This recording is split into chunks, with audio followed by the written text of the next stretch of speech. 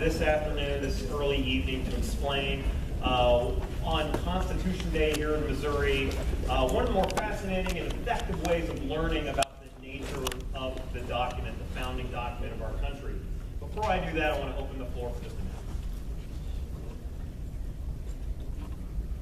Hi, I'm Lillian Cunningham, and I'm a part of a group called Politically Active, which is, we're promoting political literacy. So that pretty much just means making sure that you guys aren't kind of intimidated by government politics, making sure that it's not as foreign, you're comfortable about it, it's fun and exciting.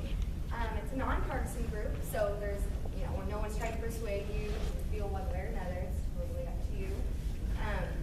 Yeah, we do things like voter registration drives, and we've got good discussions and everything like that. So again, it's nonpartisan, which no pressure to decide anything one way or another. And if you want to be part of us, we'd love to have you. And sign up sheet's actually in the back next to a big bowl of candies. So you're welcome to do that.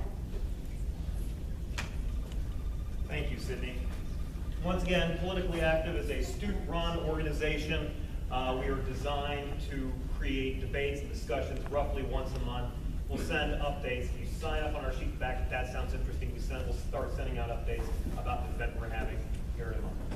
But that's not what we are here to do today. What we are here to do today is have ourselves a discussion and understand a little bit about what this unique podcast brings to the table and our understanding of the United States Constitution. And I start with a conversation about government and politics with a constellation. What you're looking at right now is a constellation, Orion. You probably already know that.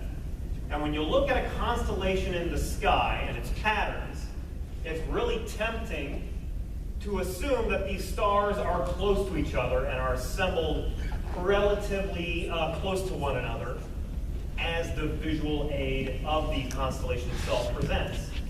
The reality, however, is that while these stars may appear to look flat in the sky, when you look at them stretched across the universe, they are actually far, far away from one another.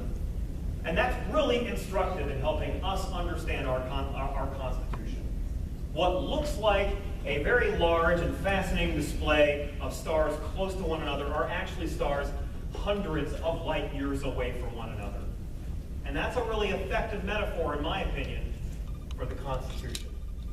Now, the Constitution is, you guys are at least relatively aware of the fact that it was written in the 1700s. It was written in 1787 in Philadelphia.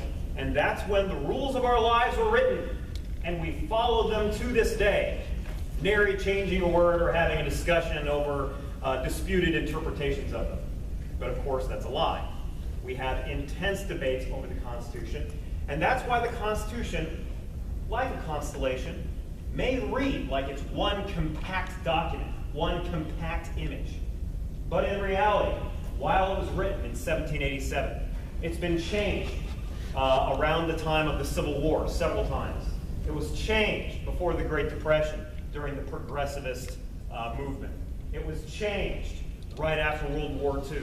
It was changed and changed and changed, even as recently as 1992. So the Constitution itself may, when you read it in one sitting, and it's not that long, as you can tell from the books we have in the back, even with the Declaration of Independence, it's very short. While it's easy to read it in just one setting, as a static, non-moving, non-adjusting, non-course-correcting document, in reality, it's a thriving, pulsating document that changes all the time and different eras of mankind that might as well be light years apart. Now, the Constitution itself, you can actually go to the National Archives in Washington, D.C. And the National Archives in Washington, D.C. will show you that the Constitution itself is written on parchment. I'll come back to that point in a minute. I forgot this part I wanted to say. The Constitution, while it was amended several times, generation after generation, it's also been constantly adjusted dozens of times a year thanks to the Supreme Court. We think of that far less. Even as recently as months ago, the Constitution has gone through some major adjustments. Now, what I wanted to get back to saying was the Constitution itself as a document was actually written not on paper at the Constitutional Convention. When they got their final draft, so to speak, it was actually written on parchment. And that turns out to be a pretty fruitful metaphor.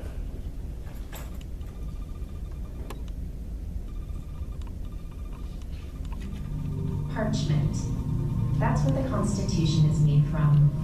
It's raw animal skin, stretched and dried under tension. It's a long and really messy process. Bloody at first, dirty, exhausting. It's physically demanding. You're soaking and scrubbing and yanking on animal membrane. But over time, that carnal, raw thing gets refined, smooth. Parchment is stronger than paper. It has a durability like leather. It doesn't tear. Over time, it doesn't crumble to dust. And part of what makes it so strong is that it has this give to it. It vibrates and bends and rebounds. It's the same material as a drum. It's the year 1776 when the colonies decide to cut their ties to England. They write out the Declaration of Independence on a piece of parchment, and what they say in that declaration is basically, we believe all men are created equal and have a right to life, liberty, the pursuit of happiness. So when a government, in this case England, starts to destroy those rights, then the people, in this case us, the people living in the colonies, we should be able to throw off that government and start a new country of our own. So then they go on to list all the reasons that King George III of Great Britain has been a tyrant. They say, quote, "He has plundered our seas, ravaged our coasts, burnt our towns, and destroyed the lives of our people." And so they conclude, quote, "These united colonies are, and of right ought to be, free and independent states, absolved from all allegiance to the British Crown."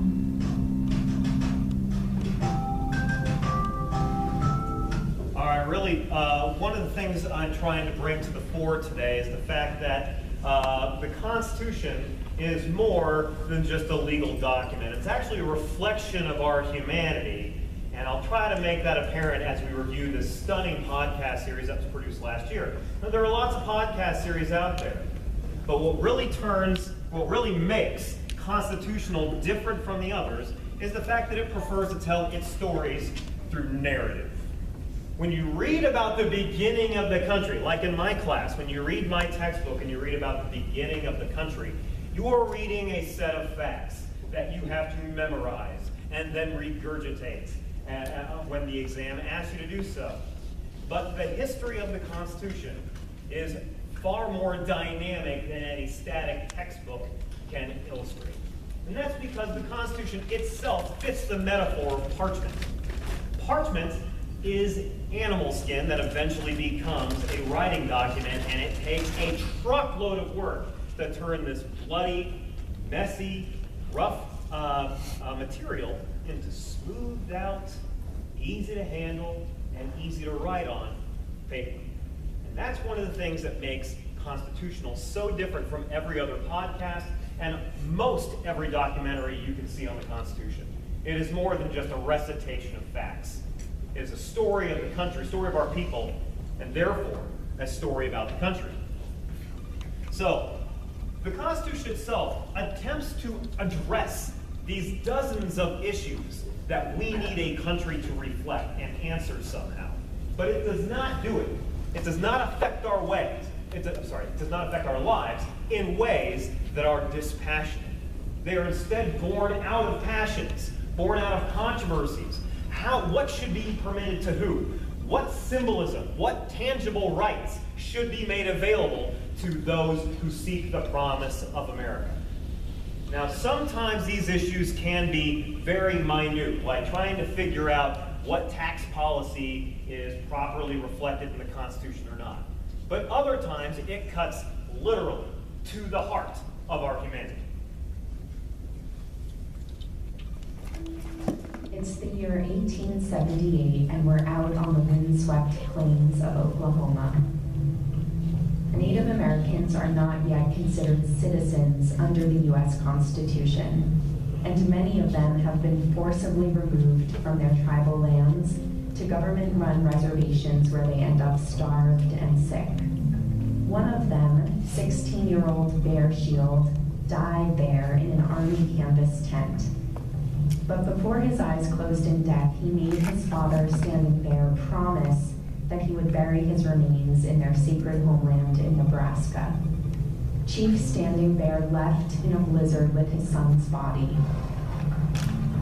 He walked for 4 brutal months, and then so close to his journey's end, severely frostbitten, starved, he was arrested by the United States Cavalry for having left the confines of the reservation.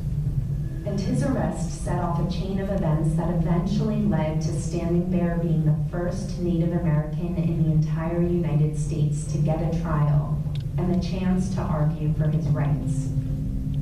Standing Bear went before a judge and said that he was unlawfully detained and that Native Americans should be treated as any other human beings under the Constitution. And he faced the audience and he held out his hand until the room was silent. He said, "That hand is not the color of yours, but if I prick it, the blood will flow and I shall feel pain. The blood is of the same color as yours. God made me and I am a man." The judge was convinced. Native Americans, he decided, must be treated as human beings under U.S. law. Standing Bear was set free and continued walking home to bury his son. So one of the things that's not immediately apparent about the nature of the Constitution is that it actually tries to resolve key issues like how will Congress function, what power should the president have, to what extent should the judiciary be held accountable by the people. But it doesn't sometimes answer the biggest questions of all. What is humanity? And there's a conversation they never even thought to have. At the end of the day, humanity was pretty simple. Humans, or at least the right humans, were white property-owning males. And there's a lot of hay to be made in the Constitution about the 3-5 compromise. I know students of mine are now relatively familiar with it. The 3-5 compromise regarded non-free people, people who were working or had no rights, and thus were basically human chattel, as 3/5 of a person for population purposes. People don't also remember that in the Constitution there's what you could call the 0-5 clause for Native Americans. At one point when it asks how we want to apportion populations of the states, it says all free persons, 3/5 of other persons, except for, I forget the exact language that it uses, but Native Americans. Native Americans have no representation, which is even less than human chattel. And so this changed the Constitution. The Constitution changes. It changes from giving Native Americans 0 rights, being less than human chattel. And it changes it not through the amendment process that we are aware of, but it changes through a court that is pushed emotionally by the presentation of a Native American man standing in front of them saying that I'm a man just like you are, made from the same clay that God made you. Now, it's important to remember, stand by, as we get into this is one of my favorite pictures of the Constitution because it is wrong. It's all wrong. When you look at this picture, nobody's throwing anything. Everybody seems relatively chill. And at the end of the day, it just looks like a document that is going to run the rest of our lives with no corrections, like the Bible is being written. Nothing changes. It is static. It's some dispassionate document that we can pay attention to or pay consequences if we don't. But that's not the case. Instead, the Constitution only provides what we are willing to listen to. The 15th Amendment said African Americans now can vote. The government can't prevent them from voting on the basis of their race, which, if it was actually written by these guys in the way that we think it means, we would follow it directly as saying black people can now vote. But at the time, we still have to interpret what that 15th Amendment means. And the 15th Amendment was interpreted by racist judges who said, well, when the amendment says that the government can't prevent people from voting on the basis of race, Maybe we can come up with other ways of preventing people of color from voting that don't directly involve their race, but that people of color have in common. People of color are poor, so let's okay poll taxes. Okay? People of color could, at the time, they were newly free, they had no education, they didn't read at the same rates that white people could. Let's okay literacy tests. In some states, they had grandfather clauses that said you are only allowed to vote if your grandfather had voted. That doesn't apply if your grandfather was considered by the government to be human chattel. So, despite the fact that we passed a relatively sweeping 15th Amendment, we as a society decide to interpret that narrowly. So, we must be able to interpret the words and carry out the words. It's not enough for the words themselves to be written. At the end of the day, we can have conversations not only about who counts as a human, but what humanity, what basis of humanity, let me restate that. Not only determine whether or not we are human, but also determine to what degree we should be counted equal to one another.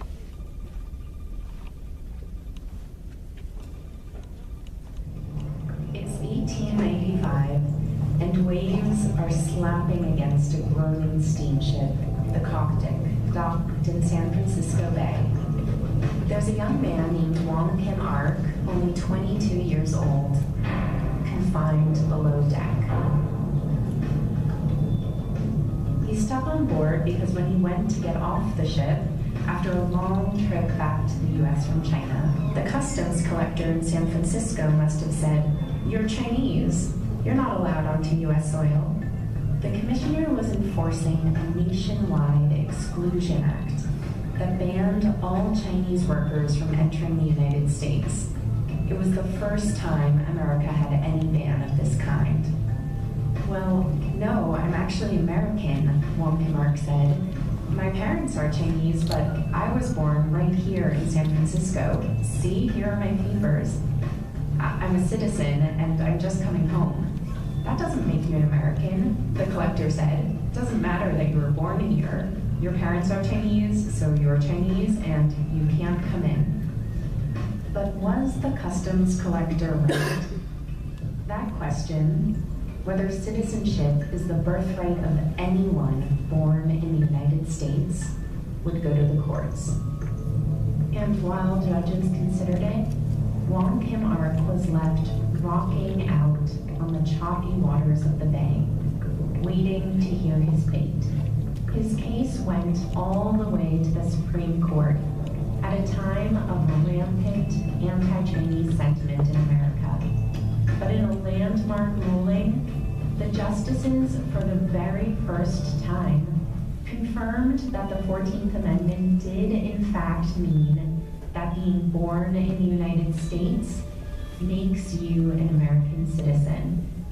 This ruling set an important precedent. It paved the way for America to be a more diverse country, where, as Justice Horace Gray said, the bonds of citizenship derive from people's place of birth, not from their blood. This is a very heated debate at the time, and it's a heated debate primarily because there are massive implications as to whether or not you include people on the basis of birthright. America, among Western nations, actually stands out as pretty unique in that regard. Now, the Constitution can be changed, as I've just stressed over and over again, by judges through what we call judicial review. That's a critical way the Constitution can change. It's also easier because judges have to serve. We have to have judges decide our cases and interpret our laws. It is much more difficult to change it the old-fashioned way, which is getting enough people to get behind it to actually add an amendment to the Constitution. There are 27 amendments in the Constitution. 10 of them were passed immediately. 17 really is all that we've had in 230 some years of American history.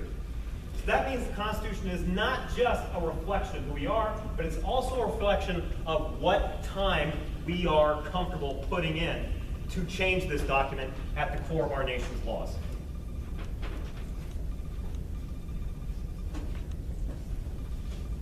In 1982, Gregory Watson was a college student at the University of Texas